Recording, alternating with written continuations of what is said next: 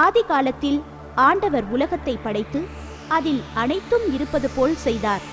தன்னுடைய பணியில் ஆண்டவர் திருப்தி அடைந்தார். ஆனால் ஆதாம் ஏவாளின் பாவத்தினால் எல்லாம் மாறியது. இருப்பினும் ஆண்டவர் அவர்களை மன்னித்தார். ஆனாலும் அவர்கள் இந்த பூமியில் தொடர்ந்து ஆண்டவரின் ஆசீர்வாதத்தோடு வாழ்ந்தனர். ஆனால் அவர்களின் பாவம் மட்டும் அழிக்கப்படவில்லை. அப்படிப்பட்ட நேரத்தில் ஆண்டவரால் நேசிக்கப்பட்ட ஒரு நேர்மையான மனிதன் இருந்தான். அவன் பெயர் நோவா. கேள் நோவா, உனக்கு ஒரு செய்தி வைத்திருக்கிறேன். கூறுங்கள் ஆண்டவரே. அனைவரிடமும் பேசி அவர்களை எச்சரிக்கைப்படுத்து. நான் இந்த பூமியையும் அதில் உள்ளவற்றையும் அழிக்கப் போகிறேன் என்று. ஒரு மிக பெரிய படகை செய். அது மிகவும் பெரியதாகவும் அதில் இந்த உலகில் உள்ள மிருகங்கள் இருக்க போதுமானதான அறைகள் உள்ளவாறும் அமைத்துக்கொள். அப்படியே ஆகட்டும் ஆண்டவரே. நோவா மரங்களை வெட்டி அதை பலகைகளாக செய்தான். நான் இந்த பலகைகளை ஆண்டவர் கூறியது போலவே ஒன்றாக இணைக்கிறேன். இது தண்ணீரிலிருந்து பாதுகாக்கப்பட்டதாக இருக்கும். மெல்ல அந்த படகு உருவம் பெற்றது. இதற்கிடையில் நோவா மக்களுக்கு போதனையும் செய்தார். ஆண்டவரிடம் தயவு செய்து வாருங்கள், அவரை துதியுங்கள். அவர் உங்களை மன்னிப்பார். அவர் நம் அனைவரையும் நேசிக்கிறார். இதை செய்யாவிட்டால் அனைத்தும் அழித்து போகும். அவர் கூறுவதை கேட்காவிட்டால் என்ன நடக்கும்? தொடர்ந்து 40 நாட்களுக்கு விடாமல் மழை பெய்யும். நாங்கள் உன்னை நம்ப மாட்டோம். இது சாத்தியமல்ல. அவனை பாருங்கள், 40 நாட்கள் மழை பொழிந்தால் பிறகு பார்க்கலாம்.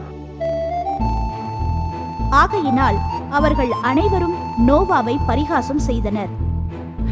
இந்த வேடிக்கை மனிதனை பாருங்கள், வேறு வேலை இல்லாமல் இந்த பெரிய படகை செய்வதில் தன் நேரத்தை செலவழிக்கிறான். நாட்கள் கழிந்தன.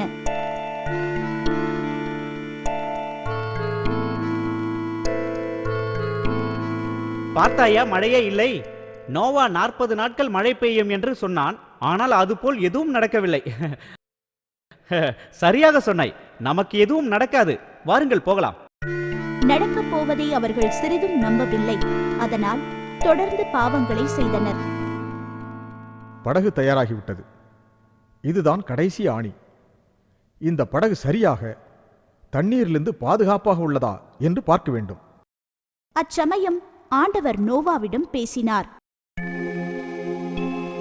கேள் நோவா, ஒவ்வொரு விதமான சுத்தமான மிருகங்களிலிருந்து 7 வகைகளை எடுத்துக்கொள். அசுத்தமான மிருகங்களில் 2 வகைகளை எடுத்து படகில் வை. பிறகு உனது மனைவி, மகன்கள், அவர்களின் மனைவிமார்கள் அனைவரையும் படகில் ஏற்று. ஆண்டவர் கூறியதை அப்படியே நோவா செய்தார். அந்த படகில் 7 பசுக்கள், 7 செம்மறி ஆடுகள், 7 வெள்ளாடுகள், 7 கோழி குஞ்சுகள், 7 வாத்துக்கள், 7 வான்கோழிகள், 2 சிங்கம், 2 கரடி, 2 யானை, 2 ஒட்டகச்சிவிங்கி, 2 வரிக்குதிரை, 2 நாய், 2 பூனை, 2 பல்லி, 2 சிலந்தி, 2 பொன் வண்டுகள் இருந்தன. வெளியில் இருந்த மக்கள் இதை அதிசயத்துடன் பார்த்தனர். நோவாவிற்கு பைத்தியம் பிடித்து விட்டது. கண்டிப்பாக இந்த மிருகங்களுடன் அவன் எதற்காக படகில் வாழப்போகிறான் என்று எனக்கு ஒன்றுமே புரியவில்லை. நோவா பரிதாபத்துடன் அந்த மக்களை பார்த்தார். ஆண்டவர் மீது நம்பிக்கை வைக்க என்னால் அவர்களை எதுவும் செய்ய முடியவில்லை.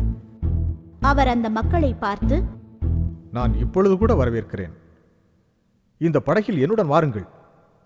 அது உங்களுக்கு பாதுகாப்பானதாக இருக்கும். நோவாவும் அவர் குடும்பத்தினரும் மிருகங்களும் அந்த இரவு பொழுதை படகில் கழித்தனர்.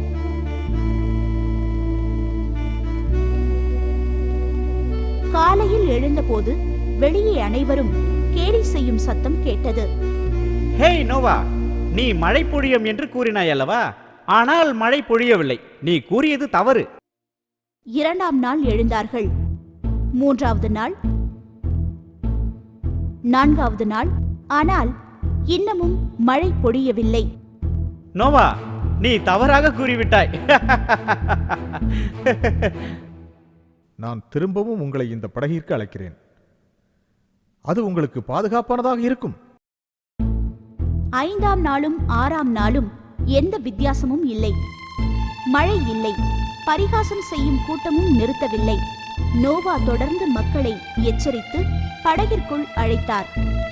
7ஆம் நாள் வழக்கம் போல் அவர்கள் பரிகாசம் செய்ய தொடங்கினார்கள்.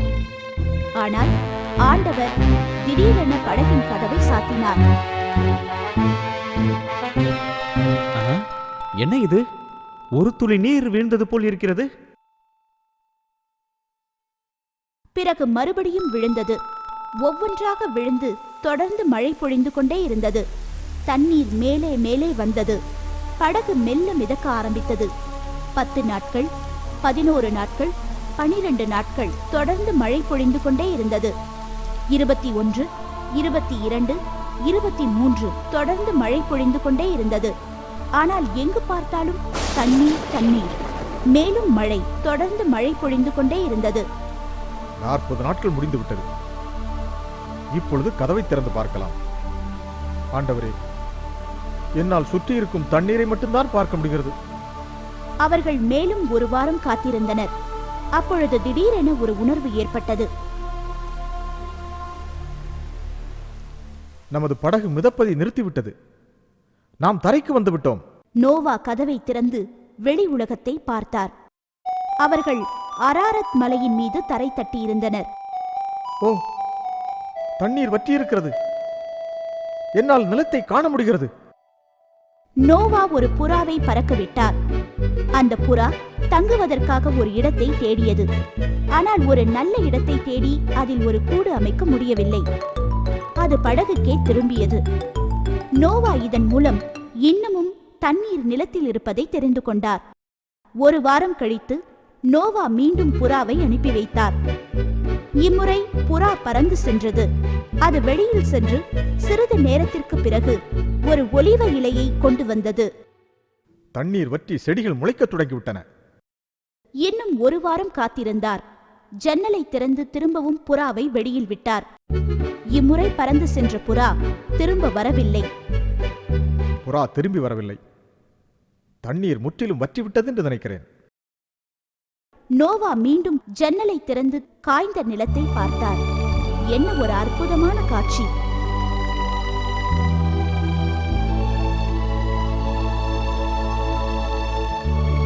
நோவா, இப்பொழுது நீ உன் குடும்பத்தினர் மற்றும் அனைத்து மிருகங்களையும் படகிலிருந்து வெளியே அழைத்து வா.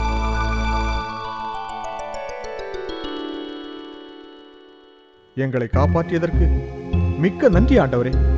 அனைவரும் மகிழ்ச்சியுடன் காய்ந்த நிலத்திற்கு வந்தனர். அவர் வானத்தை பார்த்தபோது அழகான வானவில்லை கண்டார். அப்பொழுது ஆண்டவர் அவரிடம் பேசினார். இந்த வானவில் ஒரு சத்தியம். நான் மீண்டும் இந்த பூமியை வெள்ளத்தினால் அழிக்க மாட்டேன் என்பதுதான் அது.